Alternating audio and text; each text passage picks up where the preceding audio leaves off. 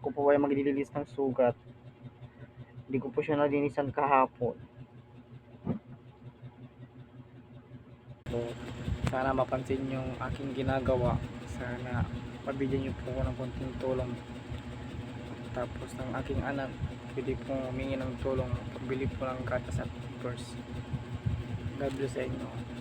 PM nyo na lang po ako. Thank you po. Po ay sa aking sugat. Aking nilinisan. 2 araw na po. Hindi ko pa nalinisan. Hindi ko po maharap. Kasi ilalagat po si baby. 2 lang po kami dito sa bahay.